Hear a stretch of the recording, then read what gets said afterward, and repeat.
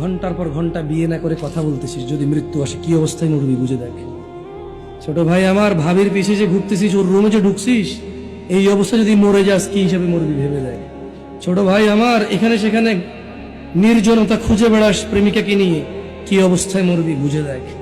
বোন আমার, হাজবেন্ড ডিউটিতে গিয়েছে অথবা বিদেশে আছে, তুমি অন্য পুরুষের সাথে সময় কাটাতে তোমার ভালো লাগে, বুঝে দেখো যদি মালাকুল মাউত মৃত্যুর ফেরেশতা আসে, তোমার ওই ফজর পড়া, ওই জোহর পড়া, ওই তোমার হজ করা, ওই তোমার সদকা করা, ওই তোমার দাড়ি রাখা, ওই তোমার টাকনুর উপরে প্যান্ট পরা, ওই তোমার কোরআন মুখস্থ করা, ও তোমার কোরআন তেলাওয়াত করা, ও তোমার এরকম ওয়াজের খরচ চালানো, সাদাকা করা, ইয়েতিম খাওয়ানো, ভালো কাজ করা, মা বাপের সেবা করা, বুঝে দেখো যদি তুমি জানা অবস্থায় মৃত্যুবরণ করো, মূলত তোমার ওই সময়টা ইমানই থাকে না। কি থাকে না?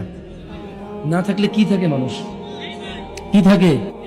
বে মানে হীন, ইমান মানে ইমান, মানে ইমান ছাড়া একই কথা, মানে ইমান নাই, কি নাই? বুঝে দেখো, হিসাব খুব সহজ।